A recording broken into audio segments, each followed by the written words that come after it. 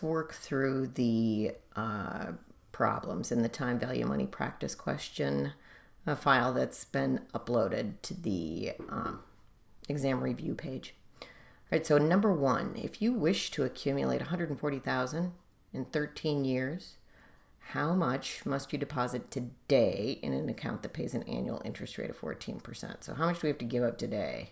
So a minus number to get this positive number in 13 years, 14%. So I've used Excel to just check these answers. I've also used the calculator.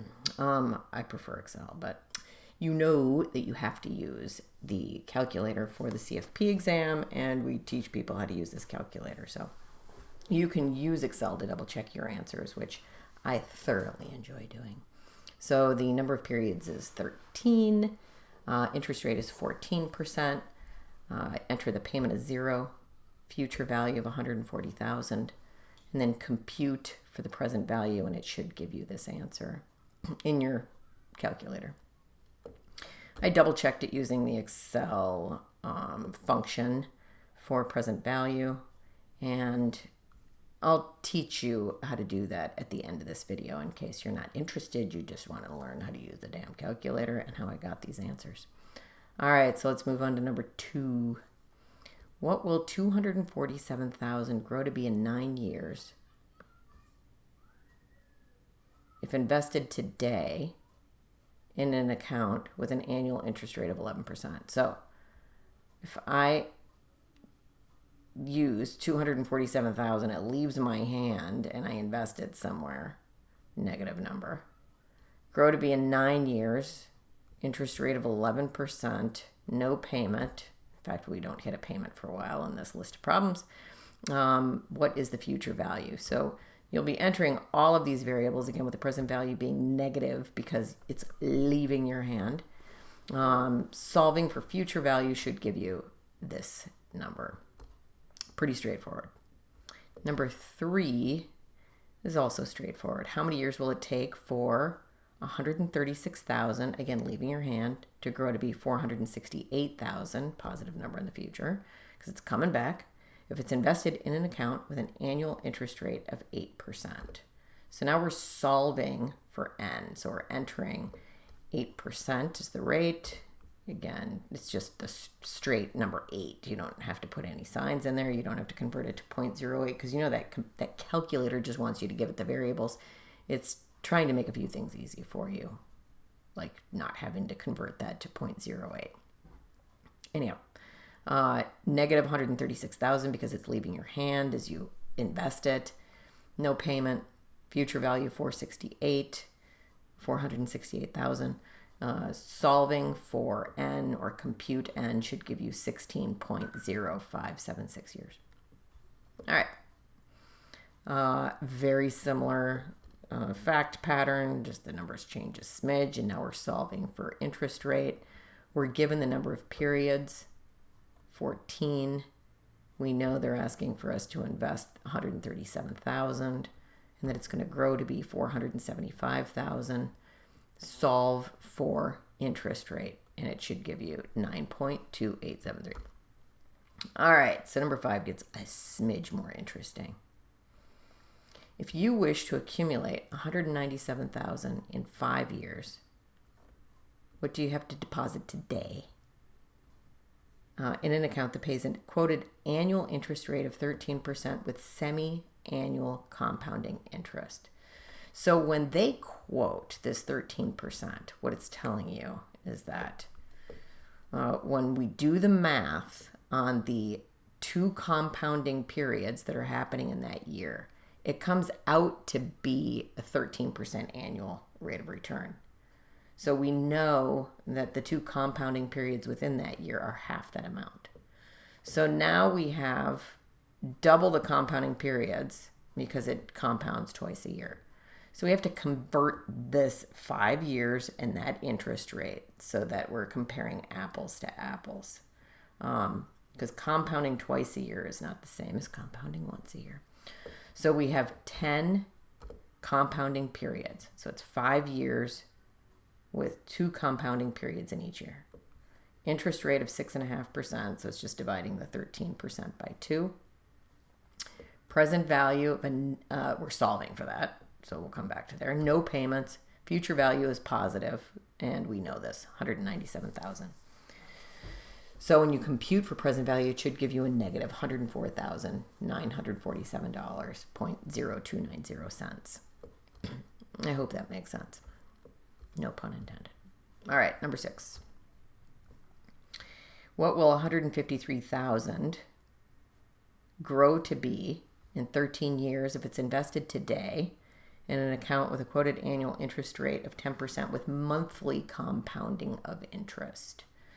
So we need to convert this to a consistent compounding period, number of periods. So we know it compounds monthly, which tells us that our periods are going to be 13 years times 12, so that we know how many months of compounding are involved. So it's 13 times 12, or 156.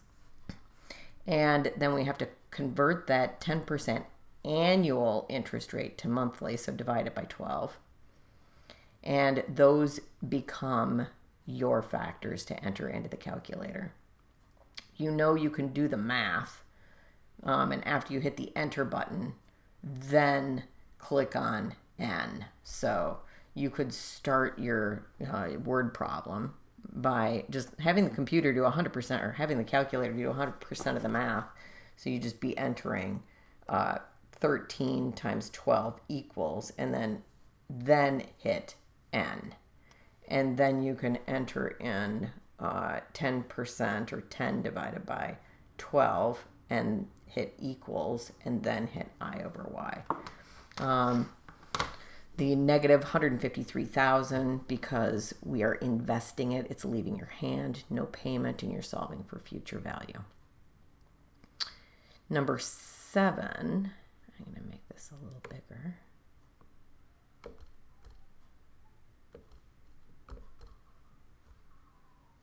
How many years will it take for $197,000 to grow to be $554,000 if it's invested in an account with a quoted annual interest rate of 8% with monthly compounding of interest? So it wants us to tell it how many years. So we're going to do a little bit extra math here. So let's just take it one variable at a time. How long for $197,000 to grow to be? So it wants us to take $197,000 out of our pocket and put it in this investment. So that's going to be a negative. And grow to be this, we know that that's the future value, and it's positive. If it's invested in an account with a quoted interest rate of 8%, quoted annual interest rate of 8% with monthly compounding. So now we have to convert this from an annual rate of 8% divided by 12 to get to the monthly compounding amount, which ends up being 0.6666 blah blah blah 7.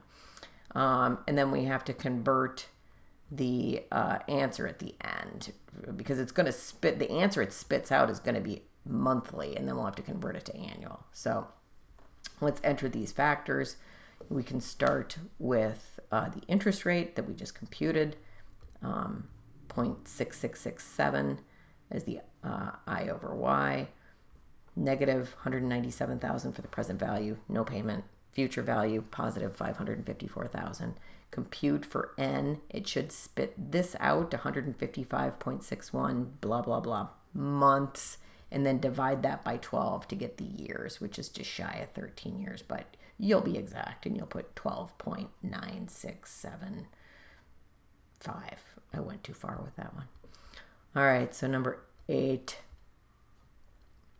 You're offered an annuity. Oh, we've changed things up. That will pay $24,000 per year for 11 years. The first payment will occur 1 year from today.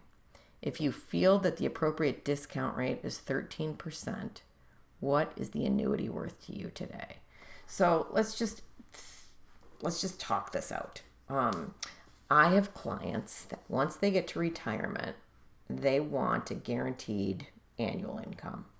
And there are insurance companies that are happy to give them a guaranteed annual income in exchange for a big steaming pile of money. The insurance company's deal is this. They will look at my client. They'll go, all right, you're what, 65? We think you'll live to be about 92 or however old they think. So they do their own actuarial calculations on how long they think that person is going to live. And they will tell them, look, for your big pile of money, whatever you're going to bring to us, this is how much we will pay you guaranteed for the rest of your life. So this is a calculation that actually plays out every day in the real world. So in this word problem, they're saying, let's say this insurance company says, look, we will pay you $24,000 a year per year for 11 years, not for the rest of your life, but for 11 years. And the first payment's going to happen in a year from now. You have to decide, given this 13% discount rate, which is the rate you think you could earn on your money, what you would be willing to pay to the insurance company today to get that guaranteed $24,000 per year for 11 years. So let's drop these numbers into the calculator. We know that the number of periods 11 years. Hooray! We're not converting any funky interest rates, so it's 13% annual interest. The payment that you're receiving, so it's coming into your hand, is $24,000. We're going to say 0 for the future value, and we're going to solve for or compute for the present value. And using these factors, you'd be willing to pay that insurance company $136,486.58 blah blah blah cents, 58.71, 0.5871 cents. So awkward to say. If we said that we didn't think that interest rate was going to be 13, though, let's say it, because that's really high. What if we said it was going to be closer to 3? Like a similar safe rate, let's say 3.8, because that's about what you can get on 5 years worth of guaranteed interest. Notice over here how the Excel answer changes because I have this programmed. So you'd actually be willing to pay a lot more for that investment if you thought that you could only earn 3.5%. It's not, sorry. Let me make this decimal place bigger because I actually entered in 3.5%. Oh, where is it?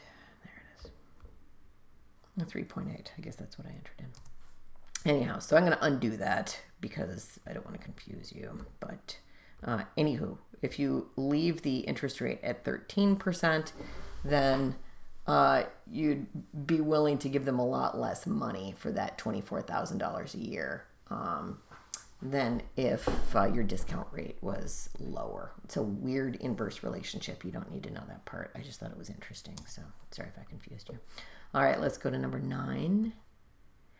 If you deposit $16,000 per year for 12 years,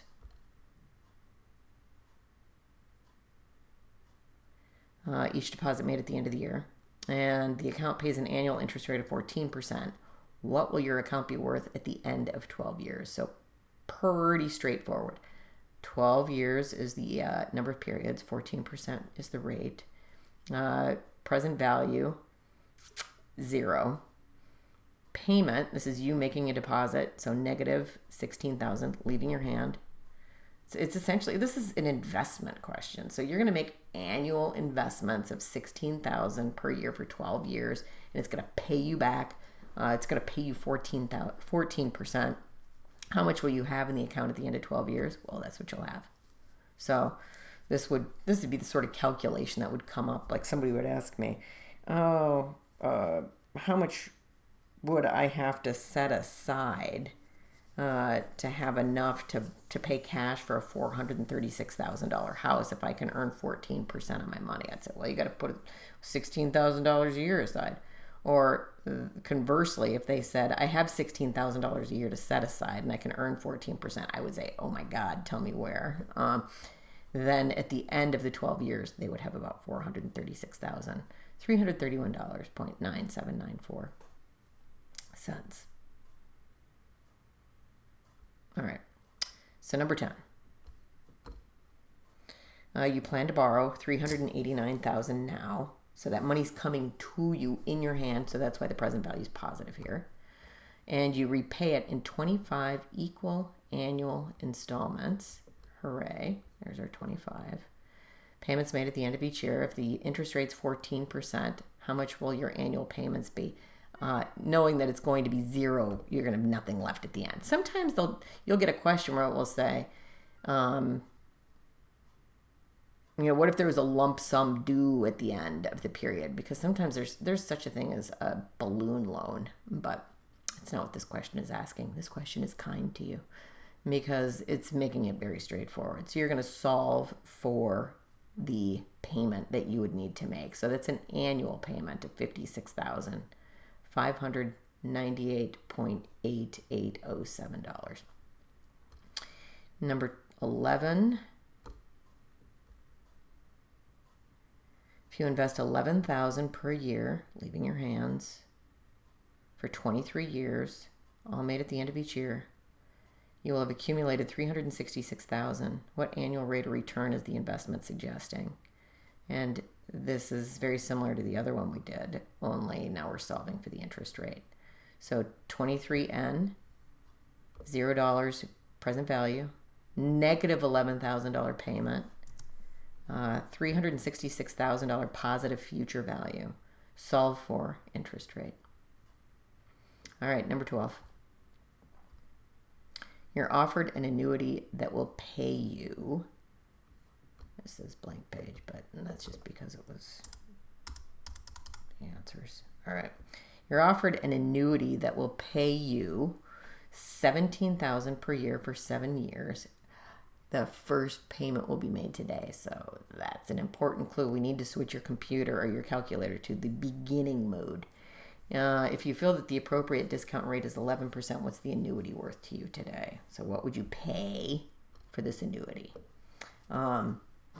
So first of all, let's make sure your calculator is set properly to the beginning mode. Go ahead and fire up your calculator if you haven't. And click on the yellow second button. So this second. And then click payment. So second and then, God, that's bright. Sorry, payment. And what does yours say? Mine says, so I gotta turn it on. Second payment. Mine says end. So I've got to change it. Most people says end because that's what we usually use. So to change it, click second again and then enter, which is this key, the second key in from the top. And now it should say begin. And you're good to go with a beginning payment. And then switch her back to end using the same approach. So I put the instructions in there, and there's also a pretty good YouTube video that you can go to that shows you how to set this. Anywho, let's work through this problem. So you're offered an annuity that will pay you $17,000 per year. So the money's coming to you, 17 grand positive payment for 7 years. Discount rate of 11%. Future value 0. Solve for present value or compute present value should give you this answer. I think it's interesting if you redo it and you change the payment to be made at the end of the period. It does affect the answer. It's like, I think it's 80,000 instead. In fact, I can do it here. If I just get rid of that 1, which implied for my Excel formula, that's how you get to that's the type, beginning or end of period. But if I just put nothing there, it changes it from 88 down to 80,000 for present value. Anyways, I hope that was helpful. Let me know if you have any questions about that.